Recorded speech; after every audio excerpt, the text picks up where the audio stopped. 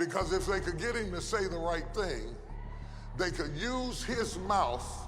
T.D. Jakes once dug ditches and sold pop bottles just to survive. He preached by candlelight when his church couldn't pay the electric bill. He built a 191,000-square-foot megachurch from nothing. Then 2024 came, and everything cracked open at once. A federal lawsuit tied his name to one of the biggest scandals in entertainment history. Accusations surfaced from decades ago. His own health nearly killed him on live television, and the internet decided his guilt before any court did. What's really going on with T.D. Jakes is darker, sadder, and more complicated than any headline has told you so far. T.D. Jakes was born on June 9, 1957, in South Charleston, West Virginia. And from the very beginning, his life held two things at once: deep faith and deep struggle. He was the youngest of three children born to Ernest Sr., who ran a janitorial business, and Odith, a home economics teacher who knew how to cook, sew, and stretch every little thing a family had. He grew up in a close black community where adults looked after all the children, not just their own. So in one sense, he was surrounded by people. But even with all that care around him, he often felt alone. By the time he was 5, he was already preaching to imaginary crowds. He carried his Bible everywhere, even to school. And because of that, people in the neighborhood started calling him Bible Boy. To some adults, it looked sweet. To other kids, it looked strange. They laughed at him, shut him out, and made him feel like he did not belong. That pain only got sharper because he had a slight lisp. And people did not just mock how serious he was about God. They mocked the very voice he hoped to preach with. During school Bible readings and everyday moments, people told him he would never be a preacher with that stutter. Those words sank deep. They hurt him badly. But they also gave him something hard and burning inside, a need to prove that they were wrong. Then life got even heavier. In 1967, when Jakes was just 10 years old, his father's kidneys began to fail.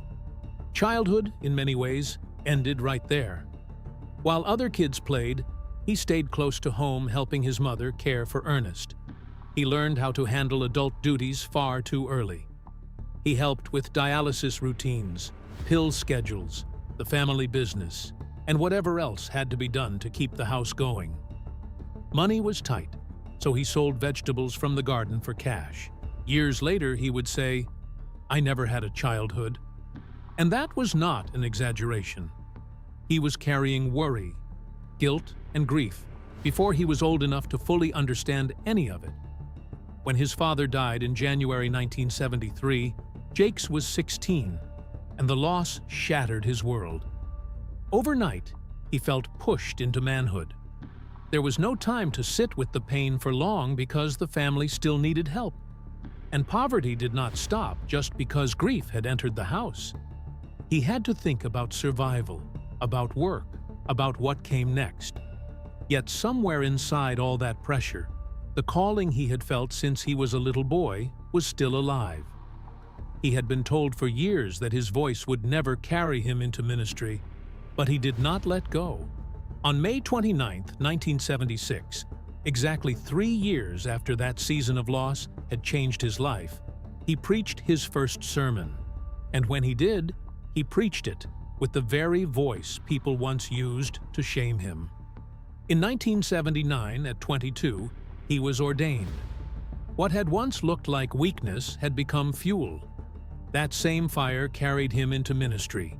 But ministry did not begin with comfort or applause. It began with almost nothing. Around 1980, while still in West Virginia, he launched what became the Temple of Faith Church, later known as Greater Emmanuel Temple of Faith. It started in a worn-out storefront in Montgomery with only 10 members. There was no salary, no savings, no backup plan, and no safety net for him or the family he was beginning to build. The place barely felt like a church building at all. Still, he kept preaching, even when the room felt too empty and the future felt too uncertain. Those years were brutal.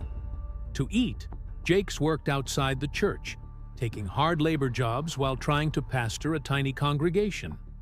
He dug ditches and laid PVC pipe for gas lines, often working with his brother, earning about $100 a job just to keep food on the table. He worked around Union Carbide and other rough job sites, his hands in dirt and his body worn down, while his heart stayed fixed on the pulpit. When the plant shut down in 1982, even that income disappeared. Poverty closed in harder. He did odd jobs, collected and sold pop bottles for pennies, and kept going because quitting ministry was never an option in his mind. Inside the church, things were not much easier. Bills went unpaid. At times, there was no electricity, no heat, and no comfort. In the freezing cold of the early 1980s, people gathered in coats while he preached by candlelight and flashlight. The room was dark, the air was sharp, and yet those services carried something powerful. Jakes later described that season as the valley before the mountain. It was where his preaching became raw and real. He was not speaking from theory. He was speaking from pain, hunger, fear, and faith all at once. That is why people listened. At the same time, he was building a family. He married Sarita Ann Jameson on May 29, 1982, after a long-distance relationship that stretched around 70 miles between them. Their early years together were full of love, but also fear. There were days without enough money for basics. There were rent scares, meal skipping, and the stress of raising children while trying to hold on to a calling that did not yet pay the bills. Sarita stayed beside him through all of it. While she carried her own strength and training in dramatic arts, Jakes kept studying at night, often under poor conditions, working toward degrees through correspondence. He earned a bachelor's degree in biblical studies in 1985, a master's in 1990, and a doctor of ministry in 1995. He was digging ditches, pastoring, raising children, and studying at the same time. That kind of pressure could have broken a family.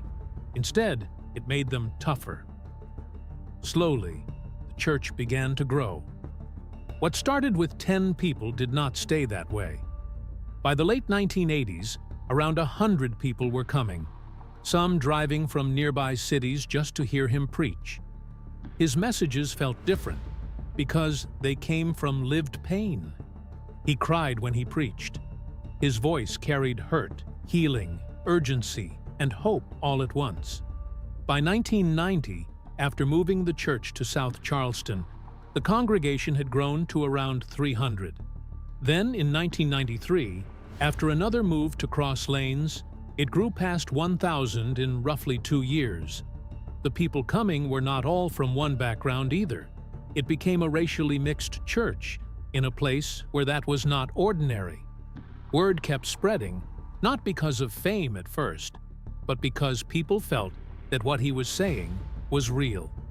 Then came the message that changed everything.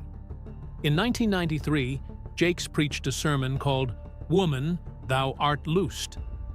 And that moment turned into something much bigger than a single church service.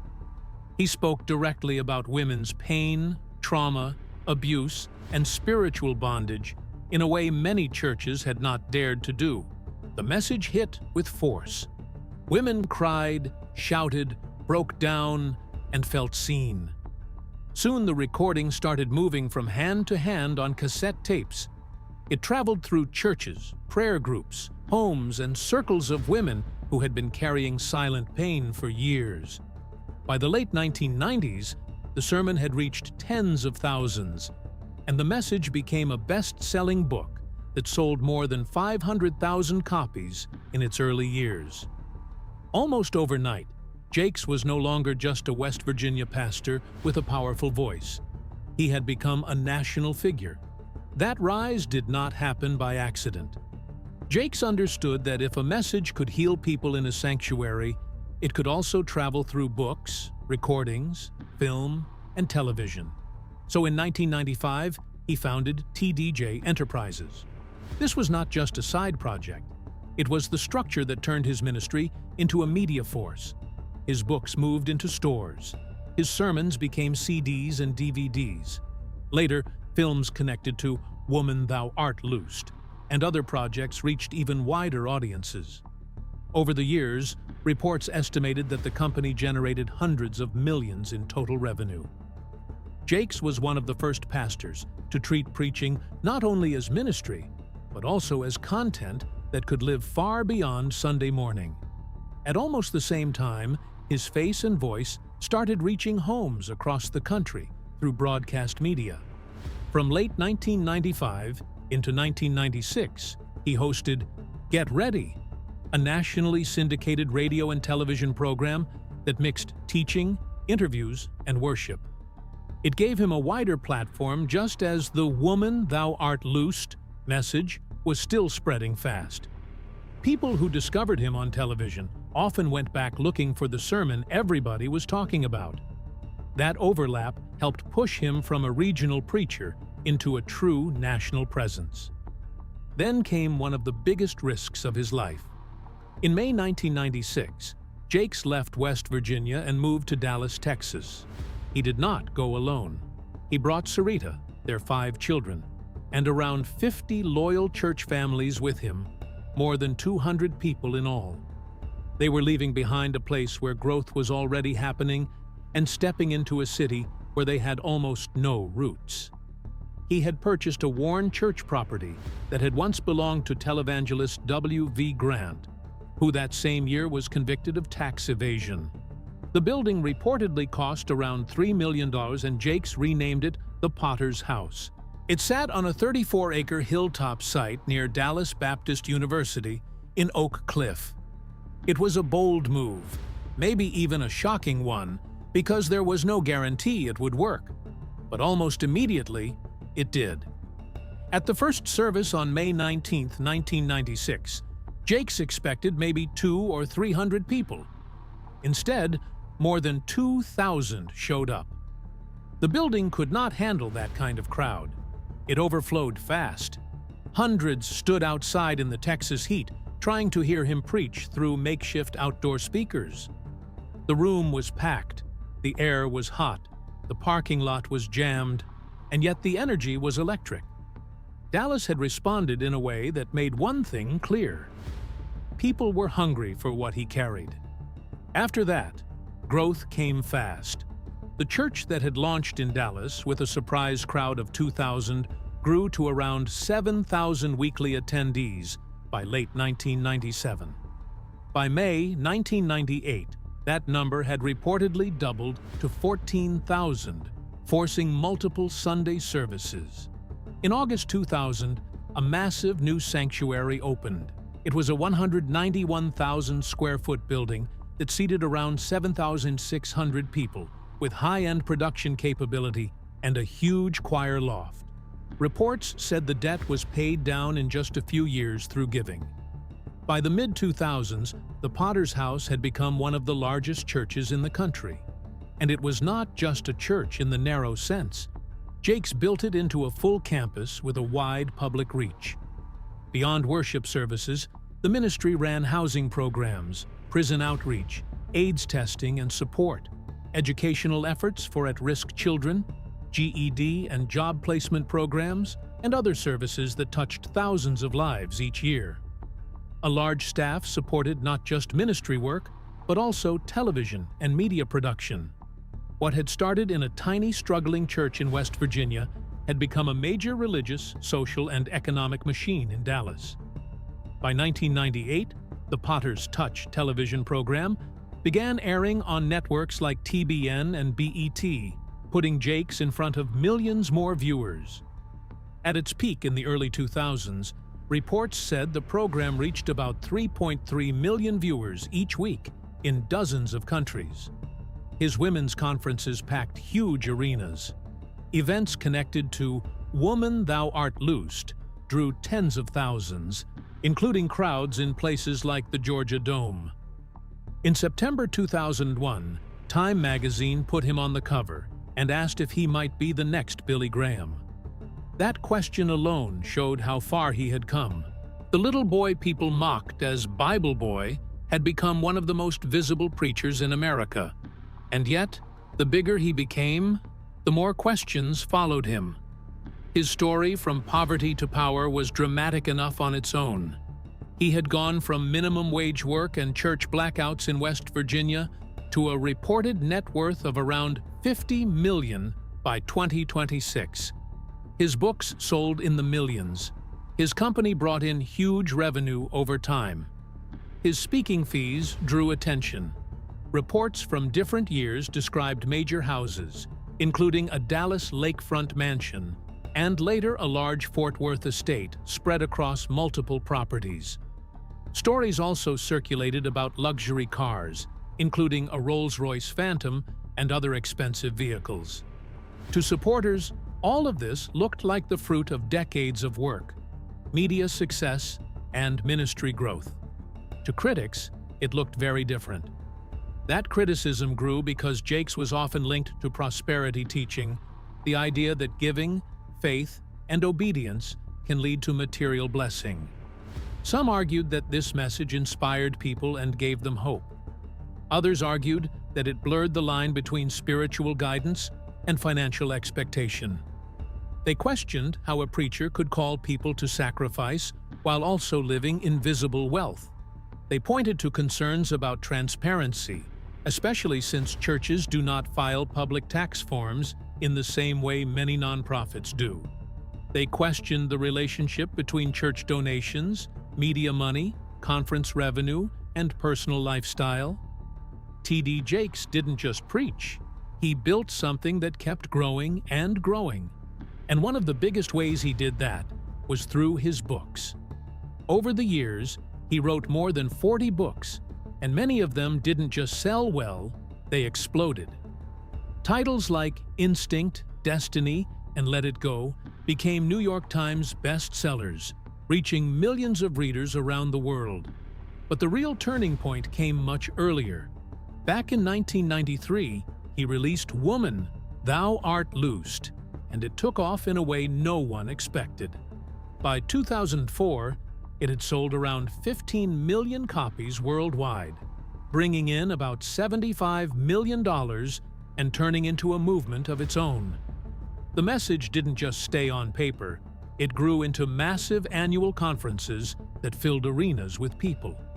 Then in 2014, he released Instinct, The Power to Unleash Your Inborn Drive, and it hit #1 on the New York Times list in its very first week.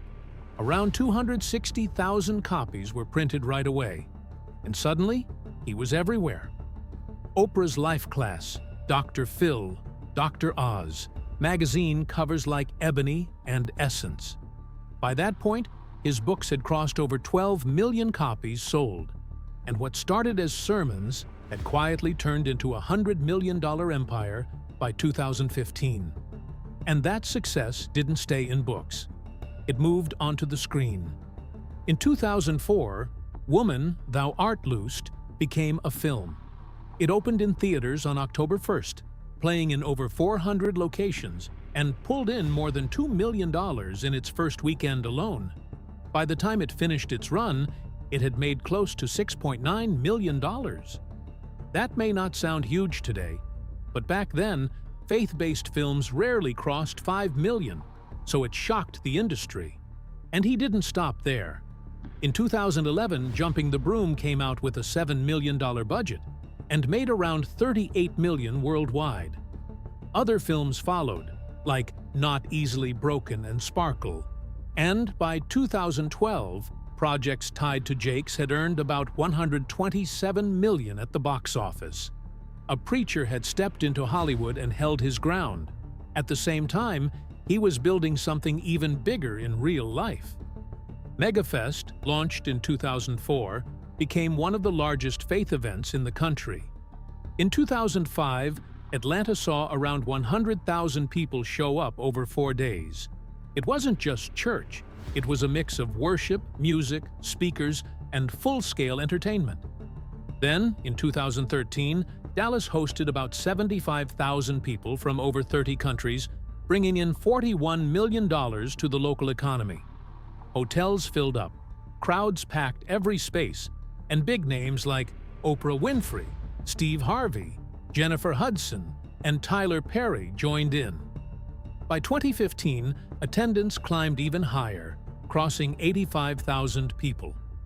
What used to be a simple church gathering had turned into something that felt like a festival and a revival all at once. But as his influence kept growing, so did the risks. In 2021, Jakes partnered with Sean Diddy Combs to bring his Kingdom Culture sermons to Revolt TV. At first, it looked like another smart move. His message reached new audiences across digital and live platforms, but things took a sharp turn in 2024. A lawsuit filed by producer Rodney Lil Rod Jones accused Diddy of serious crimes and claimed he planned to use Jakes' influence to protect his image. Even though there were no accusations against Jakes himself, his name was suddenly pulled into headlines. Social media made it worse. Videos started spreading online, claiming he attended secret parties, but none of it had proof. The damage still spread fast. Millions watched, shared, and believed. Later, Jakes revealed that over 44,000 AI-driven accounts flooded the internet with fake claims about him. The attacks were so intense that they affected his family and even his health. He pushed back legally, trying to identify the sources behind those videos, but by then, the story had already taken a life of its own. Still, this wasn't the first time his life had been surrounded by controversy. Years earlier, he had already faced strong criticism over his beliefs. His background in oneness Pentecostal teaching led many evangelical leaders to question his views on the Trinity. Some even challenged whether he should be considered part of mainstream Christianity. He later clarified his stance, but that only created more tension, with critics on both sides pushing back. At the same time, his sermons on homosexuality brought another wave of backlash. He spoke firmly against it, calling it wrong based on Scripture, while also saying that love didn't require agreement. That message didn't sit well with many people, especially as his church continued to grow. Then, in 2009, something happened that shook everything. His son, Jermaine Jakes, was arrested during a police sting in Dallas. The details spread quickly, and the story went national almost overnight. Headlines questioned everything. Critics pointed to Jakes' past sermons, calling out what they saw as hypocrisy. Events were canceled. Conversations exploded online. Just days later, Jakes stood in front of his church and called it the week from hell. He spoke about love, about family, about standing by your children even when things fall apart. He didn't step away from the stage. He kept preaching, asking people to choose grace over judgment. But the pressure didn't disappear. It stayed. It followed him. Then came the Diddy era, and with it, another wave of claims. On February 26, 2024, Rodney Lil Rod Jones filed a $30 million lawsuit in federal court in New York against Sean Combs.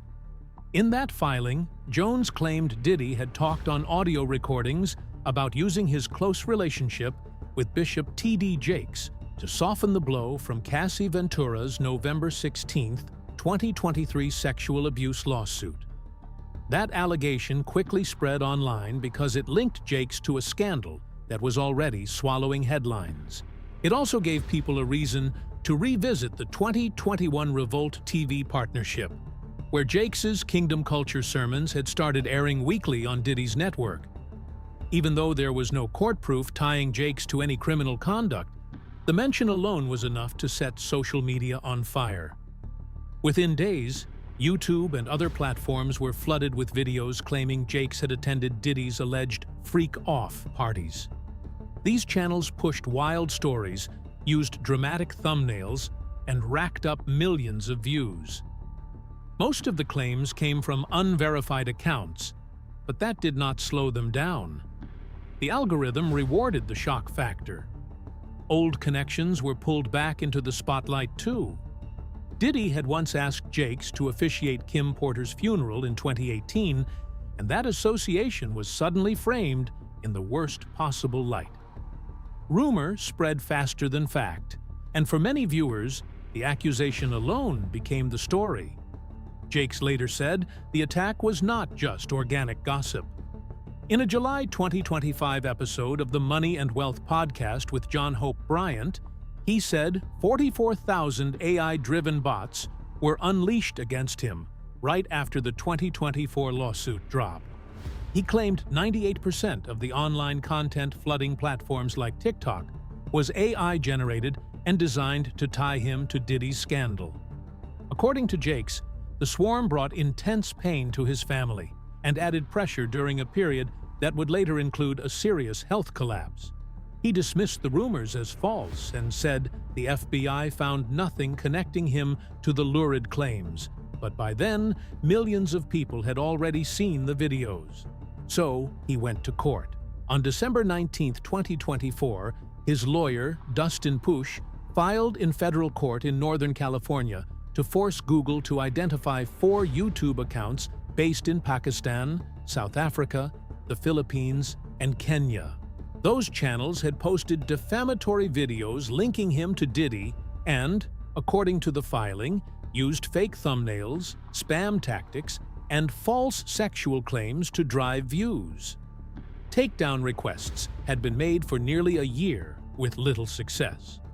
Around the same time, Jakes also sued former pastor Dwayne Youngblood in Pennsylvania over a different set of accusations that had been aired on Larry Reid Live in late 2024. By then, the problem was bigger than one rumor. It was about how fast lies could spread and how hard it had become to pull them back. Even though Jakes was never named as a defendant in Diddy's federal cases, and even though Sean Combs was later convicted on sex trafficking charges on May 5, 2025, the public stain did not vanish. On June 25, 2025, Jakes directly addressed one part of the story and admitted he had briefly stopped by a Diddy birthday party at around 2 p.m. with staff for about 30 minutes, but he denied being part of any criminal or sexual activity. Earlier, on August 15, 2024, a spokesperson had already called the allegations false and baseless. Still, once millions of people see a rumor, the correction almost never reaches as far as the original lie. That was the deeper wound. Even without charges, many people had already decided what they believed.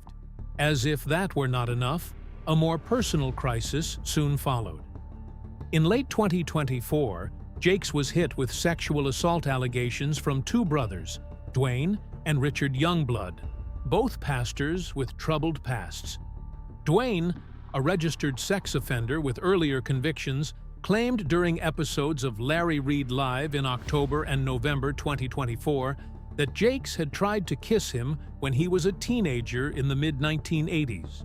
He also claimed Jakes later called him from a bathtub and laid out a strange plan involving exclusivity, secrecy, and lifelong financial support. Richard then added his own account in a January 2025 affidavit. He claimed that during a church trip sometime between 1986 and 1988, Jakes climbed into his hotel bed, pressed an erection against him, and tried to kiss him after earlier talks that had already made him uncomfortable. Jakes' team called the whole thing an extortion attempt and pointed to a November 15, 2024 demand letter asking for $6 million. Then, in the middle of that storm, his body gave way. On November 24, 2024, during a Sunday service at the Potter's house, Jakes preached for 90 minutes and then suddenly collapsed in his chair while praying. The moment was caught on video. He could be seen shaking, dropping the microphone, and wiping sweat from his face as staff rushed the stage. For people watching, it looked terrifying. His team first said it was not a stroke, but medical tests were still underway. Later, Jakes said he had come close to death. The very next day, the defamation lawsuit against Dwayne Youngblood was filed, and it argued that the emotional and physical toll of the accusations had been severe. On March 26, 2025, in an exclusive interview with Craig Melvin on Today, Jakes revealed what had really happened that day.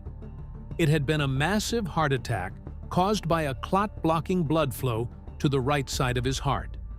He said he felt fine while preaching because adrenaline had carried him through, and he did not even realize how serious things were until he was in the ambulance. Doctors told him that 5 minutes later, he would have been dead on arrival. What made it even more chilling was that he had not felt the classic warning signs people usually expect. No crushing chest pain, no numbness, no obvious signal that death was so close. He later described the experience as a strange privilege, but he also admitted how hard it was to watch the collapse video after the fact. His legal team kept linking the health crisis to the stress caused by the Youngblood accusations.